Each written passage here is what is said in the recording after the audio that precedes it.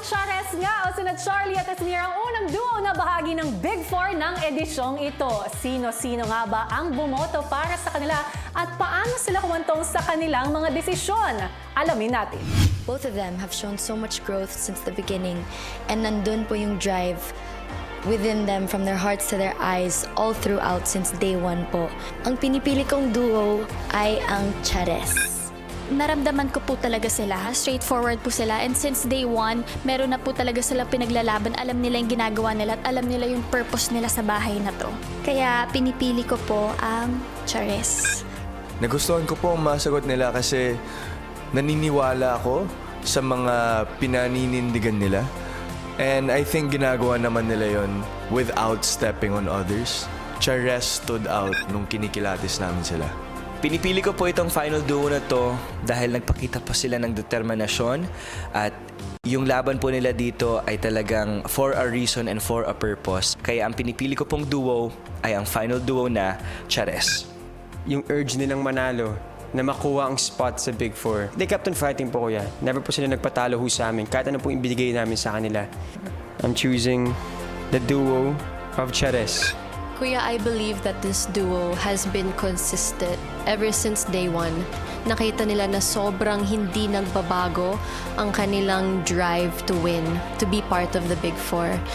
I choose Chares po. Napakalalim ng drive nila, perseverance nila para mapasali sa Big Four. Ang pinipili ko pong duo ay Chares. Ito pong duo na to ay pinili ko, kuya, kasi tingin ko kailangan lang po nila ng someone na magtitiwala po sa kanila. Ang pinakanakitaan ko po ng change, improvement, and deserving po na mauna pong magkaroon ng Big Four spot, kuya, ay ang duo po ng Asver. Kaya ko po napili ang duong ito dahil alam ko po na marami po silang kayang ipatunayan sa bahay niyo po. Alam ko rin po na marami po silang ma-inspire na mga tao po kung sila po ang mananalo. Ang pinipili ko pong duo ay ang Chares. Nasa kanila po ang katangian ng isang big winner, kuya.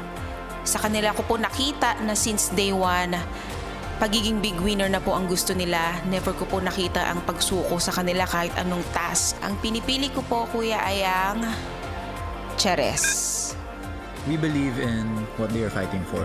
For me, I know them being part of the Big Four will be able to inspire so much people. Yung journey po nila dito sa loob ng bahay ay naging inspirasyon din po sa amin. Kaya naman, pinipili namin ang duo ng Chares. Isa sa duo na to is nagpakita ng pagiging consistent.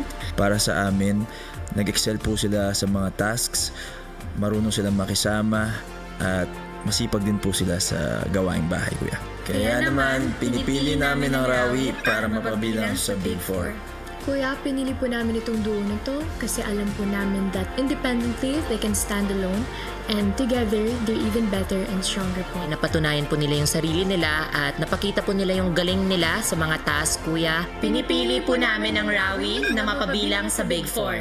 All throughout the season, ay naging consistent po ito sa pag-i-inspire. Throughout the season, pakiramdam po namin that they've been filled with nothing but determination, integrity, and drive. Kaya naman, pinipili po namin ang duo ng Chares na mapabilang sa Big Four. Nakita po namin yung eagerness nila, yung willingness po nila para lumaban hanggang dulo. Tingin po namin their growth has been enough to bring them to this point. Kaya naman, pinipili namin na maging bahagi ng Big Four ang duo ng Asver.